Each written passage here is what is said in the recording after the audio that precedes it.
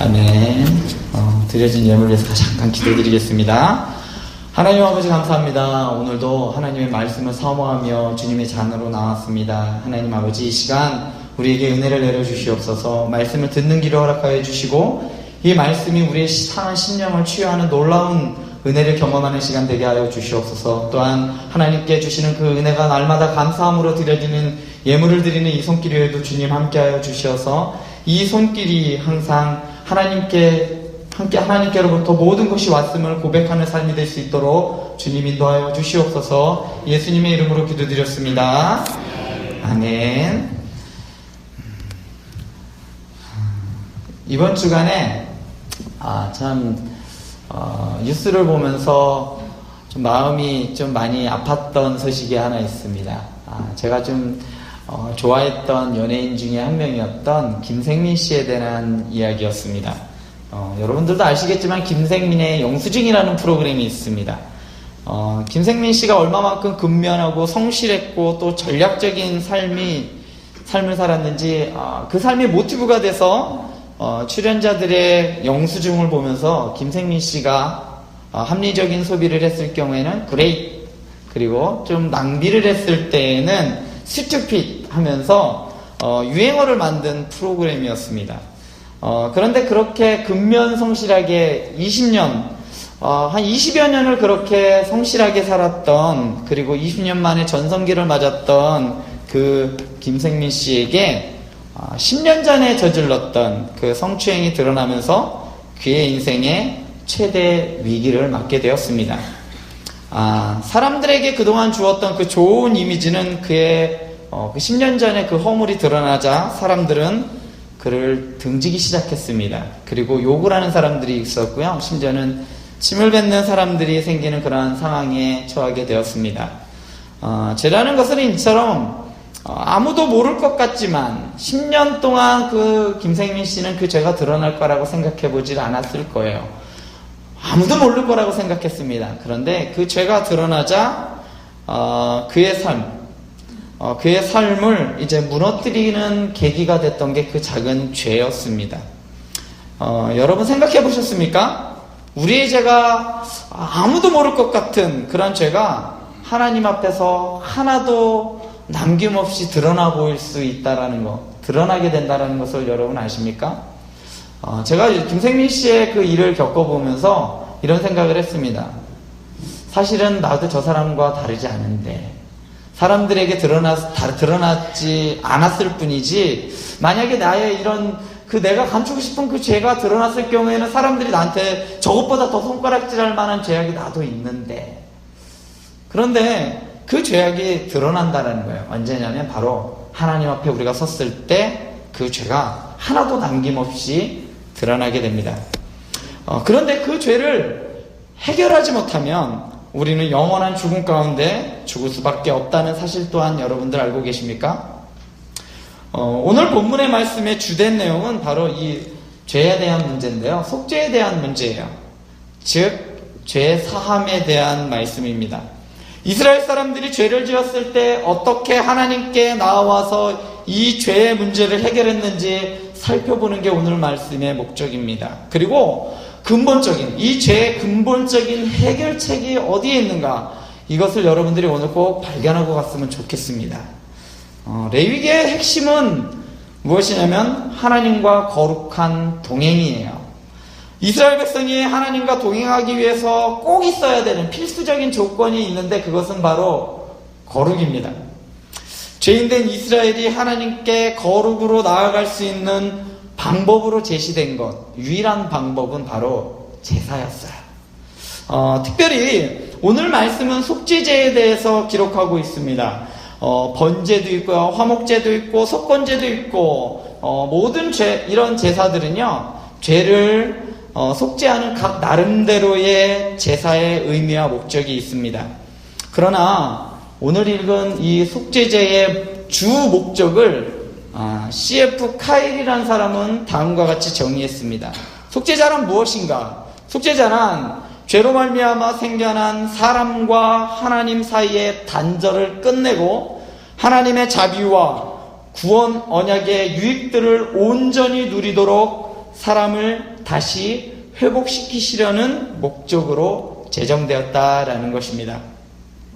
우리의 죄는 우리뿐만 아니라 우리만 더럽히는 것이 아니라 하나님의 성소를 부정하게 만듭니다. 부정한 성소에 하나님은 절대로 거하실 수가 없습니다. 그렇기 때문에 속죄제를 통해서 예배 장소를 정결하게 하고 난 후에야 하나님께서 백성 가운데 임하실 수가 있었던 것입니다. 이 속죄제를 드릴 때 신분에 따라 드려지는 제물이 달랐는데요. 첫째, 제사장이 범죄했을 경우에는 수송아지를 드렸습니다. 이 3절을 보면 나오는데요. 또한 두 번째로 이스라엘 온 회중, 이 말은 이스라엘 백성들 전체가 범죄했을 경우에도 역시 수송아지를 드렸습니다. 세 번째로 족장이 범죄했을 경우에는 흠없는 숫 염소를 드렸습니다. 넷째로 평민, 보통 사람들이 죄를 저질렀을 때는 흠없는 암 염소를 드렸습니다. 이처럼 지위에 따라 속죄제로 드리는 제물이 달랐습니다. 제사장이 범죄했을 때와 이스라엘 온 회중이 범죄했을 때는 같은 것으로 취급했다라는 거예요. 왠지 아십니까? 제사장의 범죄는 곧 온 이스라엘이 범죄한 것과 같다라는 것이에요.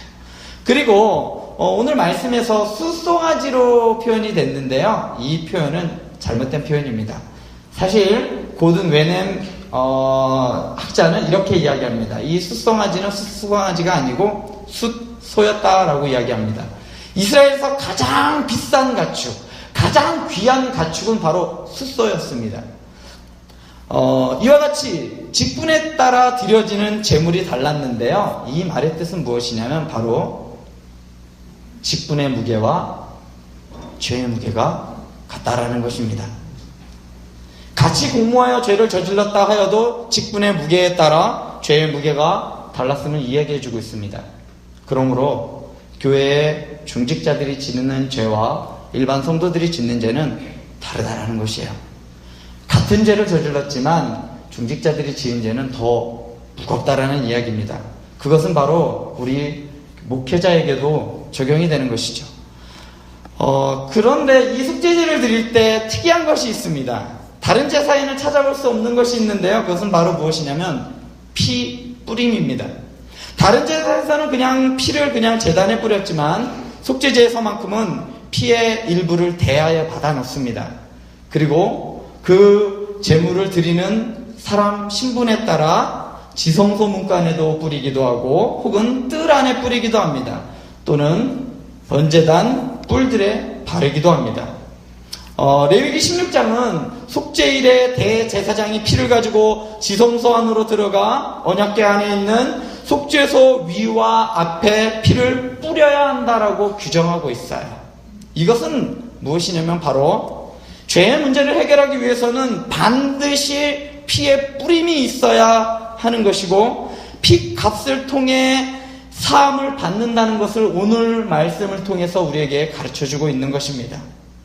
그리고 제사장이 속죄제를 드릴 때는 가죽, 살, 머리, 내장, 똥을 포함하여 짐승의 나머지 부분들을 진영 바깥으로 가져가 재버리는 곳에 불살랐습니다. 여러분, 여기까지가 바로 속죄제에 대한 아주 간략한 이야기예요. 좀 복잡하지 않습니까? 우리가 새 성경을 읽기로 작정을 하고 통독을 하다가 막 차근차근 읽어보다 보면 이 제사 부분에 오면 했던 것도 하는 것 같고 뭔 놈의 제사가 이렇게 맞고 성경 읽는 것을 막는 부분이 바로 이 부분입니다. 그런데 왜 이토록 복잡한 까다로운 제사법을 만들어 지키게 하셨을까? 궁금하지 않으세요? 그냥 우리를 재우시려고 그랬을까요? 그것은 바로 죄의 비참함을 우리에게 알려주기 위함입니다. 죄 사함이 얼마만큼 힘든가를 우리에게 알려주기 위함이라는 것입니다. 죄라는 것이 쉬운 것이 아니라는 것이에요. 여기서 한 가지 더 알고 넘어가야 할 중요한 점이 있는데요. 그것은 제물을 드릴 때 제사장이 드린 동물을 잡잖아요. 근데 이것은 제물을 제사장이 잡지 않았습니다. 드린 사람이 그 사람이 직접 제단 위에서 칼을 들고 목을 따고 배를 가르고 내장을 꺼냈습니다. 소위 말해 각을 떴습니다. 제사장이 뜬 게 아니고요, 드리는 사람이 그랬어요. 잔인하지 않습니까? 얼굴이 찌푸릴 만큼 너무나도 잔인한 이 장면이 바로 죄가 그만큼 우리에게 잔인하다는 것이에요. 내 죄를 위해 대신 죽는 그 짐승을 직접 죽이고 그 피를 단에 뿌림으로 죄가 얼마나 잔인하고 비참한 것인지 알게 되라는 것이에요. 죄는 반드시 피의 값이 필요합니다. 우리의 죄 또한 그에 따른 값이 있었지만 그 죄값을 위해 이제 더 이상 제물을 드리지는 않습니다. 그러나 우리가 지금 제사를 통해 죄값을 치르지는 않지만 우리가 꼭 알아야 할 것이 있습니다. 그것은 바로 죄의 비참함이에요. 이스라엘 백성들에게 속죄제의 규례를 통해서 죄의 잔인함을 알려주셨다는 것은 이 세대를 살아가고 있는 우리에게도 같은 메시지를 말씀하고 계시는 것입니다. 죄로 인해 죽을 내 대신 제물의 각을 뜨면서 내 피 대신 제물의 피가 제단에 뿌려지는 것을 보면서 내가 가지고 있는 죄의 비참함을 알기를 원하셨다라는 것입니다. 11절에서 12절을 보면 속죄제를 드리기 위해 드린 제물의 가죽과 모든 고기와 그것의 머리와 정강이와 내장과 똥을 진영각, 진영박, 재 버리는 곳, 정결한 곳에서 불사르라고 합니다. 여기서 의아한 말이 하나 나와요. 그것은 바로 제물의 머리와 내장 등을, 심지어 똥을 버리는 곳, 그것을 무엇이라고 했냐면 정결한 곳이라고 했습니다. 여러분, 정결한 곳을 두 글자로 뭔지 아세요? 뭘까요? 정결한 곳, 한자로 뭘까요? 그것은 바로 성소입니다. 진영 안에 성스러운 곳을 우리는 성소라고 이야기를 해요. 그거 중에서도 지성소라고 이야기합니다. 그러나 진영 밖에, 그것도 지저분한 똥을 버리고 내장을 버리는 그곳에 하나 더 성소를 두셨다라는 것입니다. 우리의 생각과 다르게 하나님은 진영 밖 정결한 곳을 만드셨어요. 진영 안에 성소인 성막이 부정하게 되었을 때 이스라엘 백성들은 어떻게 했을까요? 가장 거룩하고 성스럽고 정결한 곳인 성막이, 그 중에서도 지성소가 부정하게 되었을 때, 그때는 그 어느 누구도 그것을 정결하게 할 수가 없습니다. 그러나 단 하나, 진영 밖 성소를 통해 정결하게 할 수가 있었던 것입니다. 여러분, 영상을 하나 잠깐 보여드릴게요. 잠깐 15초짜리인데요. 우리 영상을 한번 보여주시겠어요? 자, 잠깐 보세요.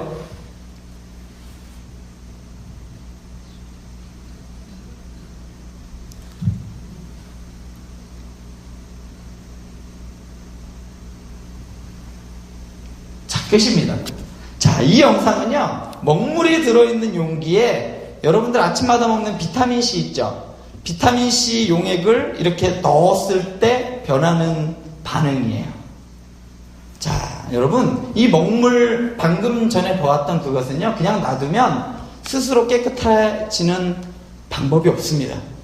그러나 비타민C를 넣으면 언제 그랬냐 싶게 맑게 변하게 되는 것입니다. 이스라엘의 성막과 진영 전체가 더럽혀졌을 때 이스라엘 진영은 스스로 정화시킬 능력이 없습니다. 마치 좀 전에 보신 그 영상처럼 먹물이 담긴 용기가 스스로 깨끗해질 수 없는 것과 마찬가지입니다. 이스라엘이 범죄하여 진영 전체가 부정해지고 성막마저 더럽혀졌을 때, 더 이상 진영 내에서 어떻게 할 수 없을 때, 바로 진영 밖 성소를 통해 다시 정결하게 할 수가 있었던 것입니다. 먹물로 가득 찬 용기에 비타민C가 들어가자 용기 안에 물이 정화되는 것과 마찬가지예요. 그렇다면 여러분, 질문 하나 하겠습니다. 그렇다면 우리는 어떻습니까? 우리의 죄로 이 땅이, 그리고 이 세상이 죄로 물들었을 때, 우리들 스스로 정화시킬 능력이 없을 때, 우리의 그 어떤 도덕적으로 뛰어넘어도 스스로 정할 방법이 없을 때 우리는 어떻게 하냐는 말입니다. 그 어떤 방법을 동원한다 하여도 정결하게 할 방법이 없습니다. 우리의 손으로 덮여놓은 세상을 우리는 깨끗하게 할 방법이 없어요. 우리 또한 죄의 사슬에 묶여서 확정된 죽음을 기다려야 할 그때, 바로 그때 이 세상 밖의 성소, 하나님의 나라, 하늘 성소에서 예수님이 오셨습니다.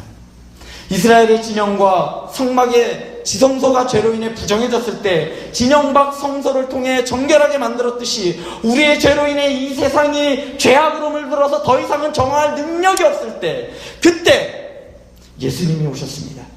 죄로 인해 우리는 확정된 죽음을 기다릴 수밖에 없는 죄인들이었어요. 그런데 예수님께서 십자가에 못 박혀 죽으심으로, 그 피를 뿌리심으로 우리의 죄를 깨끗하게 하는 방법, 그 방법 말고는 다른 방법이 없었다라는 것이. 그래서 예수님이셨던 것입니다. 그래서 예수님이 죽으셔야 했던 것입니다. 가장 극적인 효과를 보여주기 위해서 예수님이 십자가에 못 박혀 죽으신 것이 아니라는 것입니다. 예수님의 십자가의 죽음 말고는 그 어떤 수단도, 그 어떤 방법도 우리에겐 존재하지 않았습니다.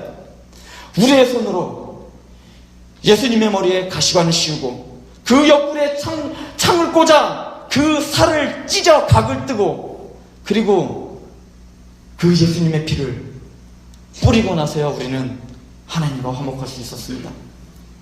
그제서야 우리는 하나님 앞에 나올 수 있었습니다.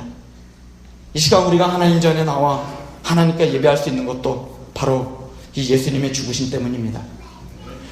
그러기에 우리는 우리의 그 어떤 의도, 그 어떤 잘남도 자랑할 수 없는 것입니다.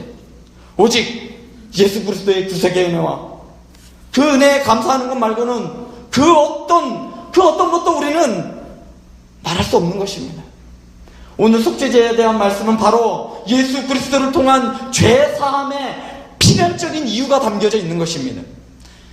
옛날에는 제사를 이렇게 지냈다, 이거를 알려주는 것이 아니라 예수 그리스도 아니면 너는 아무것도 안 돼, 너희는 죽음이야, 이것을 우리에게 선포하고 계시는 것이랍니다. 예수님만이 우리의 죄의 문제를 해결할 수 있는 유일한 분이십니다. 또한 예수님만이 유일한 우리의 생명이십니다. 사랑하는 성도 여러분, 무엇 때문에 힘들어하십니까? 여러분, 무엇이 여러분들을 힘들게 하십니까? 우리에게 영원한 생명을 주신 구세주 예수 그리스도께서 말씀하십니다. 내가 너를 떠나지 않겠다, 그리고 혼자 두지 않겠다 말씀하십니다. 기도하시겠습니다.